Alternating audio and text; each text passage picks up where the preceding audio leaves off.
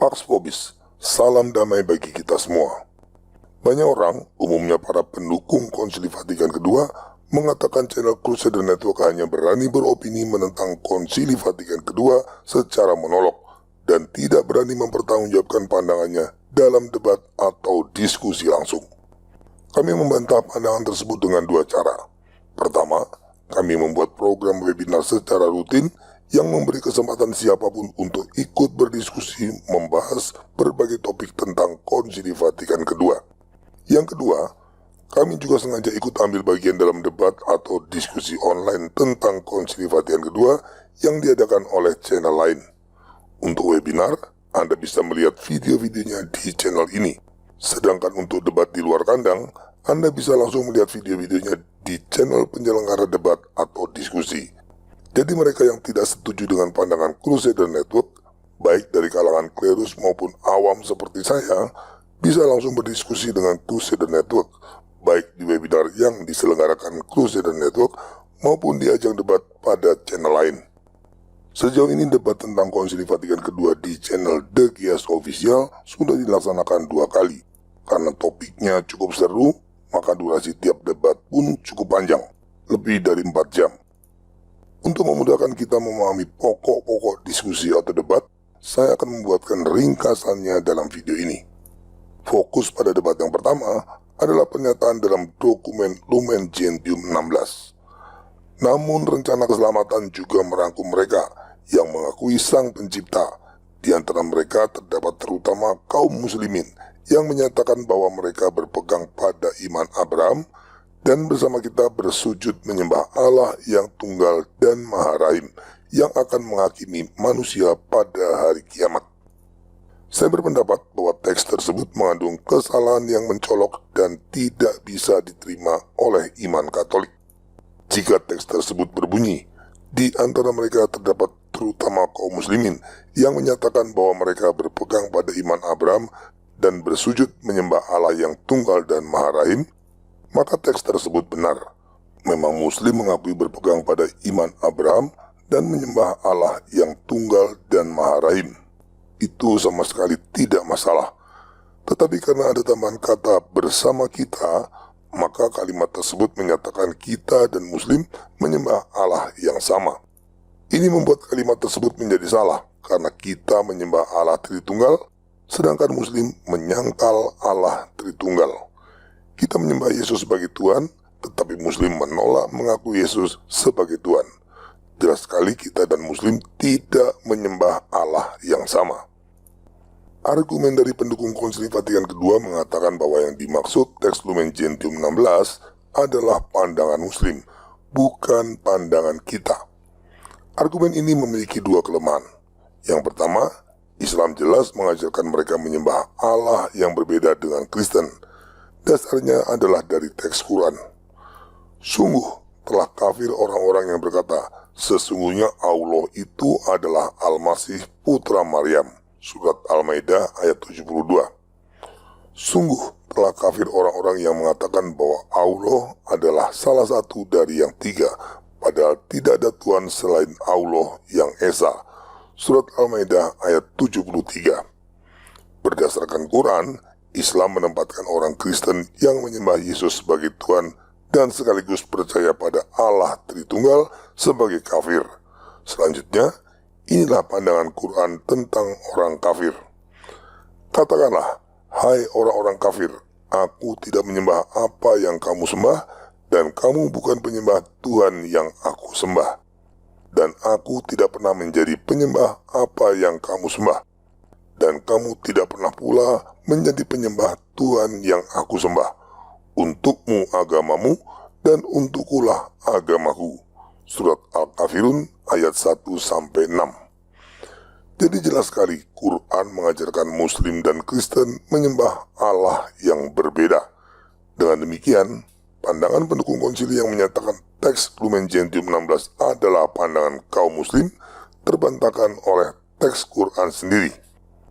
Kelemahan yang kedua, jika teks tersebut mengungkapkan pandangan muslim dan pernyataan itu berbeda dengan pandangan konsili, maka seharusnya ada kalimat yang menunjukkan pernyataan tersebut tidak sesuai dengan iman Katolik. Tetapi faktanya kita tidak melihat teks semacam itu dalam seluruh dokumen konsili. Maka dengan mudah dapat kita simpulkan bahwa pernyataan Lumen Gentium 16 yang menyatakan dan bersama kita bersujud menyembah Allah yang tunggal dan maha rahim adalah pernyataan dari Konsili Vatikan II. Ini dikonfirmasi oleh pernyataan Paus Paulus VI di Bethlehem tanggal 6 Januari tahun 1964. We address this reverent greeting in particular to those who profess monotheism and with us direct their religious worship to the one true God, most high and living, the God of Abraham. Terjemahan bebasnya, kami menyampaikan salam hormat ini khususnya kepada mereka yang menganut monoteisme dan bersama kami mengarahkan ibadah mereka kepada satu-satunya Tuhan yang benar, yang maha tinggi dan hidup, Allah Abraham. Dan juga pernyataan Paus Yohanes Paulus II pada orang-orang muda Muslim Maroko pada tanggal 19 Agustus tahun 1985. We believe in the same God, the one God, the living God, the God who created the world and brings his creatures to their perfection. Terjemahan bebasnya, kita percaya pada Tuhan yang sama, Tuhan yang satu, Tuhan yang hidup, Tuhan yang menciptakan dunia dan membawa makhluknya menuju kesempurnaan mereka. Amat jelas bahwa Konsili Vatikan II memang mengajarkan Islam dan Kristen menyembah Allah yang sama. Tidak perlu ada kontroversi lagi, seharusnya ini sudah final. Para pendukung konsili masih berupaya mendukung pernyataan Lumen Gentium 16 dengan berdalih bahwa teks tersebut didasarkan pada pernyataan Paus Gregorius ke-7 dalam surat diplomatiknya kepada seorang penguasa muslim pada tahun 1076. You and we owe this charity to ourselves, especially because we believe in and confess one God, admittedly in a different way, and daily praise and venerate him. Terjemahan bebasnya, Anda dan kami berhutang kebaikan ini kepada kita masing-masing, terutama karena kita percaya dan mengakui satu Tuhan, meski dengan cara yang berbeda dan setiap hari memuji dan memuliakan Dia. Ada dua hal yang perlu diperhatikan di sini. Yang pertama, itu kutipan dari sebuah surat diplomatik yang tentu saja tidak bisa menjadi rujukan pernyataan iman yang infalibel. Sama seperti kita tidak bisa menjadikan pernyataan Paus Fransiskus dalam sebuah konferensi pers sebagai rujukan pernyataan iman yang infalibel. Yang kedua, Paus Gregorius VII hanya menyebutkan bahwa kita dan Muslim menyembah satu Tuhan. Pernyataan ini sama sekali tidak salah, karena Muslim memang menyembah satu Tuhan saja. Tetapi ada satu hal yang dilupakan oleh para pendukung konsili, yaitu Paus Gregorius tidak mengatakan bahwa kita dan Muslim menyembah satu Tuhan yang sama. Bandingkan ini dengan pernyataan Lumen Gentium 16 yang dikonfirmasi oleh Paus Paulus VI dan Paus Yohanes Paulus II. Selanjutnya pendukung konsili masih berusaha melakukan akrobat argumen dengan menempatkan pernyataan Lumen Gentium 16 pada konteks ontologis, yaitu Tuhan dalam konteks keberadaannya. Dalam konteks ontologis memang hanya ada satu Tuhan yang menciptakan seluruh manusia, tidak peduli apapun agamanya. Seperti kurang lebih pernyataan sila pertama Pancasila, ketuhanan yang Maha Esa. Itu pernyataan ontologis.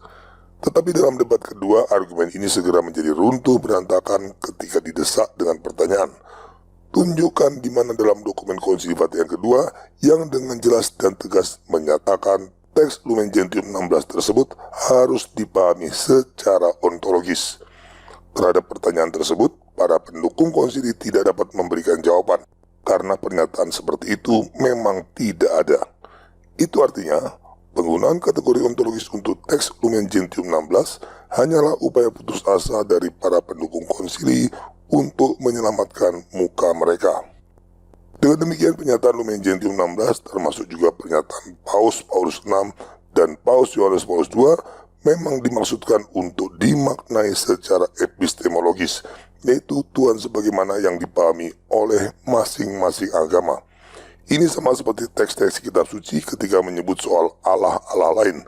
Teks-teks tersebut juga bermakna epistemologis.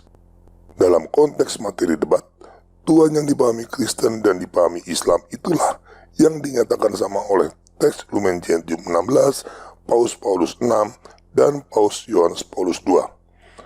Dengan demikian maka kita bisa menyimpulkan secara sangat meyakinkan bahwa teks Lumen Gentium 16 tersebut mengandung kekeliruan fatal karena mustahil Allah Tritunggal yang diimani Kristen sama dengan Allah yang bukan Tritunggal sebagaimana yang diimani Muslim.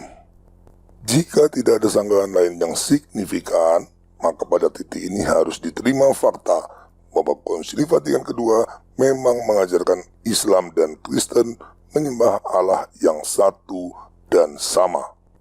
Ini kekeliruan fatal yang mengubah pandangan gereja konsili terhadap bukan hanya Islam, tetapi juga semua agama-agama lain. Karena apabila Allah Tritunggal yang kita imani bisa diakui sama dengan Allah bukan Tritunggal yang diimani Islam, meskipun kedua konsep tersebut secara diametrikal jelas-jelas bertentangan, maka dengan mudah semua Allah-Allah yang diimani agama lain, apapun konsepnya, juga dapat dianggap sama. Dengan mengikuti logika ini, dapat kita katakan Konsili Vatikan II mengajarkan kita bahwa semua agama menyembah Allah yang satu dan sama dengan cara dan gradasi pemahaman yang berbeda-beda. Dari kesesatan pandangan inilah kita melihat buah-buahnya yang tragis selama 50 tahun terakhir.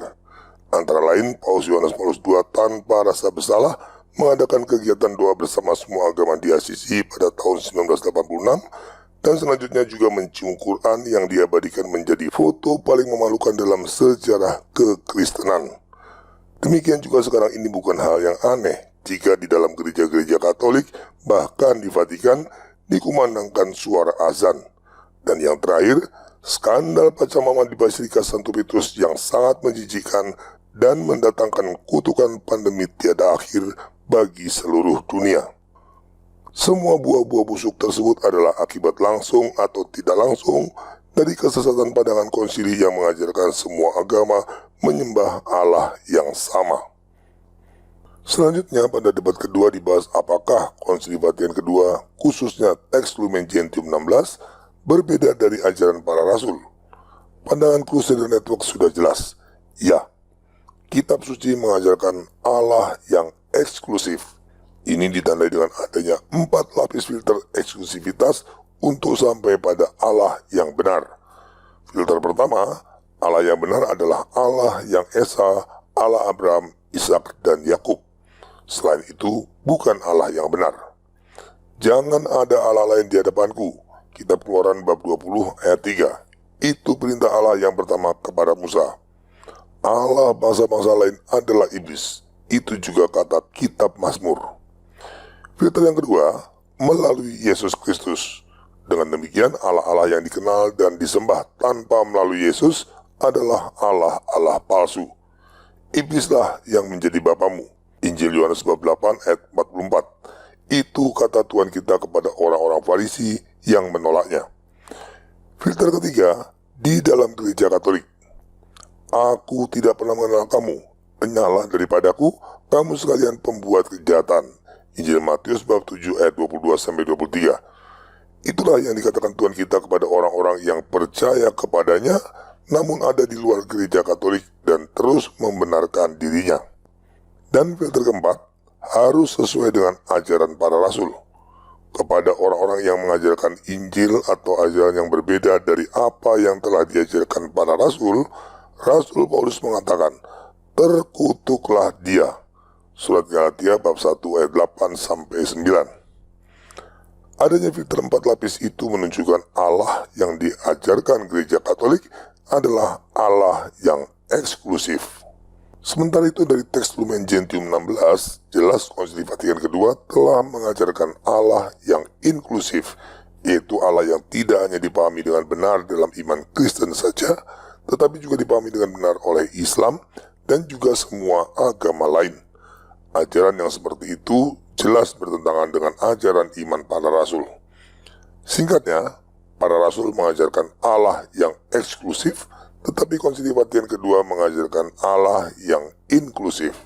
Sementara itu pemateri dari pihak pendukung konsili mencoba membuktikan Konsili Vatikan kedua tidak mengubah ajaran iman para rasul dengan berdasarkan pada pernyataan dokumen Konsili Vatikan kedua dan pengakuan bapak-bapak konsili. Tentu saja argumen semacam ini tidak berarti apa-apa, karena hanya berdasarkan pada klaim sepihak. Klaim tersebut saya bantah dengan memberikan dua pertanyaan. Pertama, Konsili Vatikan kedua dalam Lumen Gentium 8 menyatakan bahwa Gereja Kristus ada di dalam Gereja Katolik. Sementara ajaran Gereja Katolik sebelum konsili menyatakan Gereja Kristus adalah Gereja Katolik. Bagaimanakah kedua pandangan tersebut dapat dikatakan sama? Yang kedua, Konsili Vatikan kedua dalam dokumen Unitatis Redintegratio mendorong persatuan Kristen melalui ekumenisme dialog. Jika ajaran Konsili Vatikan kedua sama dengan ajaran iman para rasul, tunjukkan ajaran para rasul dan bapak-bapak gereja yang mengajarkan persatuan Kristen melalui ekumenisme dialog. Sayangnya kedua pertanyaan ini tidak dapat dijawab dengan baik oleh pemateri.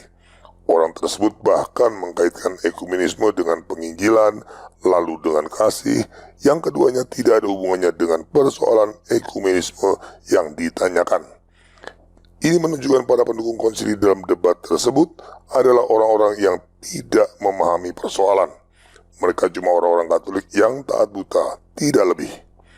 Malah salah satu pendukung konsili akhirnya mengakui Konsili Vatikan kedua memang mengajarkan konsep persatuan Kristen yang berbeda dari ajaran sebelumnya. Meski yang diakui adalah caranya, tapi itu sudah cukup membuat banyak perbedaan.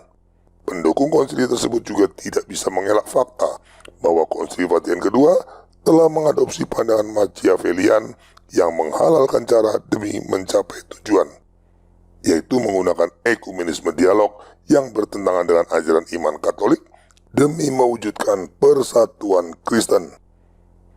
Dalam ajaran Gereja Katolik, persatuan Kristen dilakukan dengan cara konversi, yaitu semua yang ada di luar Gereja Katolik mengakui kesalahan dan kembali bergabung ke dalamnya. Ini seperti yang dikatakan Tuhan dalam Injil, di mana domba-domba di luar kandang dibimbing Tuhan untuk masuk kembali ke dalam kandang, seperti yang tertulis pada Injil Yohanes bab 10 ayat 16. Contohnya adalah Konsili Ferrara Florence, di mana untuk kembali bersatu dengan Gereja Katolik, delegasi Gereja Ortodoks bersedia kembali mengakui primat paus, mengakui penambahan filioque dalam syahadat iman, dan mengakui semua dogma-dogma Gereja Katolik lainnya. Sayangnya pengakuan ini kemudian dibatalkan secara sepihak oleh Gereja Ortodoks. Sementara persatuan Kristen menurut Konsili Vatikan kedua adalah melalui ekumenisme dialog yang kompromistis.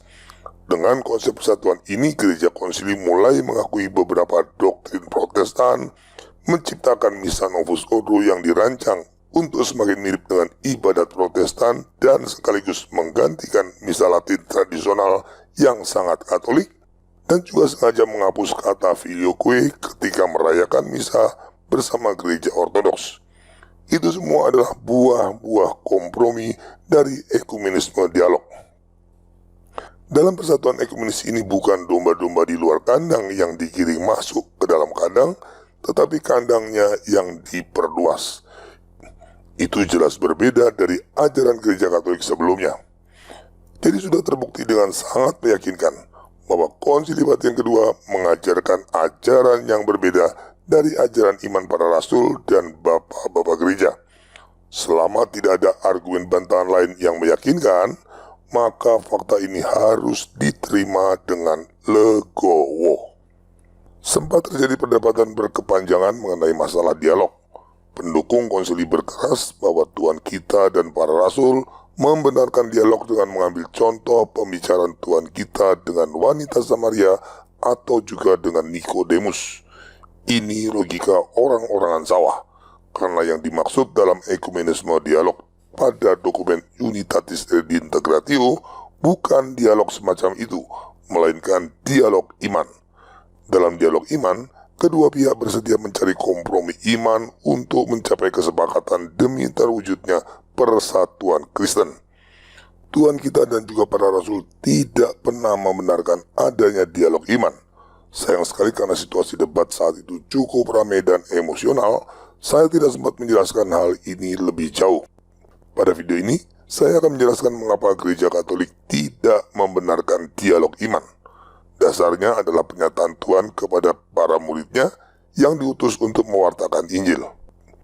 Dan kalau ada suatu tempat yang tidak mau menerima kamu, dan kalau mereka tidak mau mendengarkan kamu, keluarlah dari situ dan kebaskanlah debu yang di kakimu sebagai peringatan bagi mereka. Injil Markus bab 6 ayat 11. Para murid dilarang untuk berdialog dengan orang-orang yang tidak mau menerima Injil. Dialog pada akhirnya akan menghasilkan kompromi, dan Tuhan tidak ingin Injil dikompromikan dengan alasan apapun.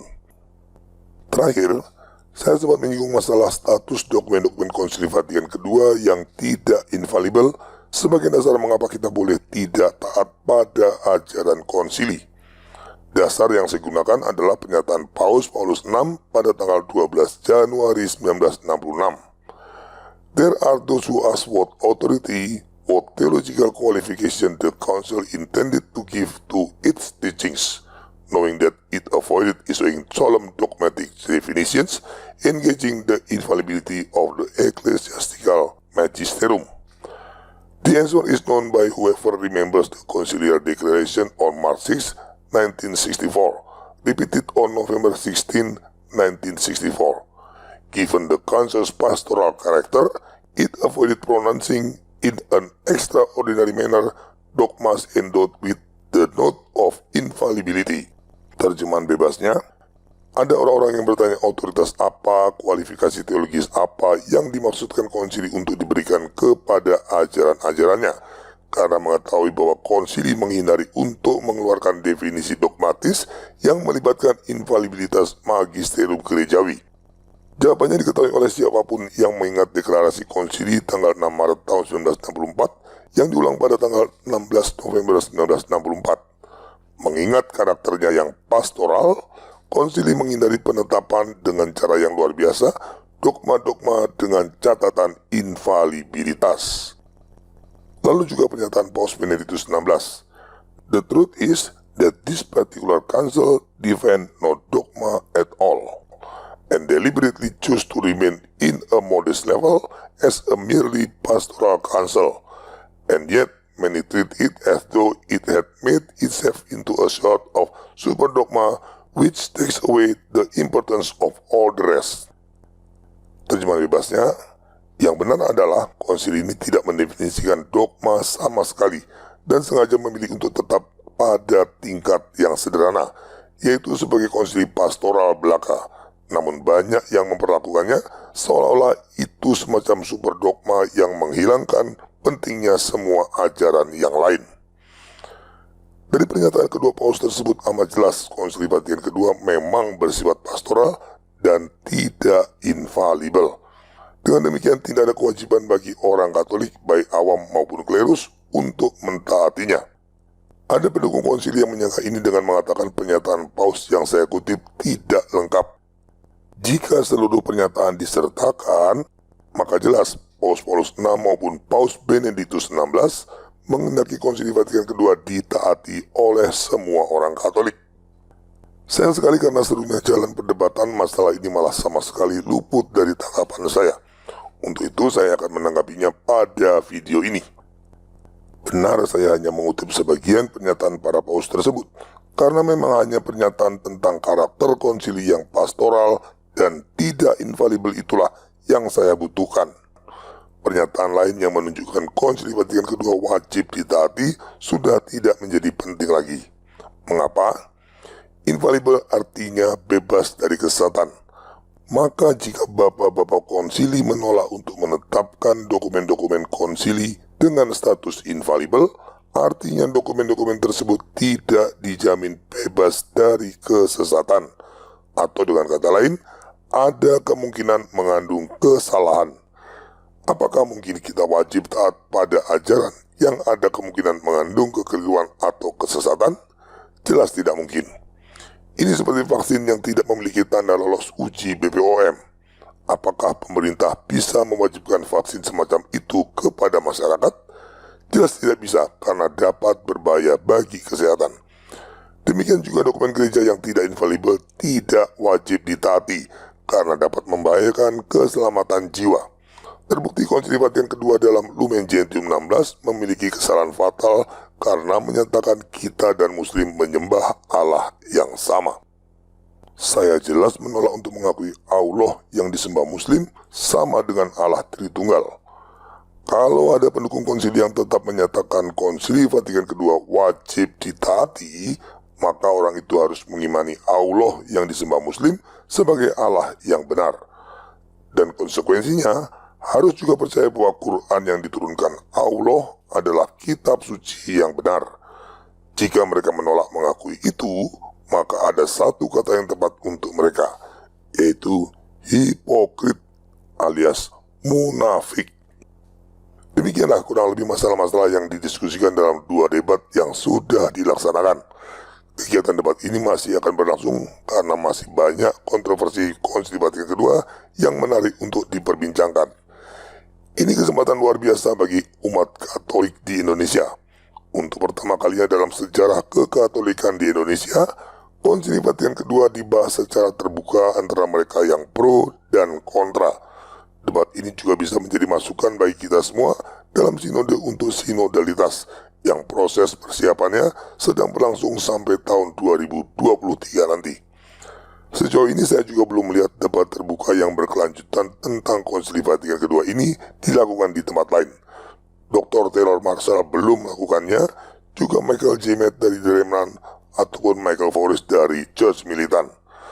Semoga apa yang kita lakukan di Indonesia ini dapat menular ke tempat lain, sehingga pada akhirnya debat yang terbuka, berbobot, dan jujur tentang Konsili Vatikan kedua pada lingkup yang lebih luas dapat diwujudkan demi kemuliaan Tuhan dan dipulihkannya Gereja Kristus.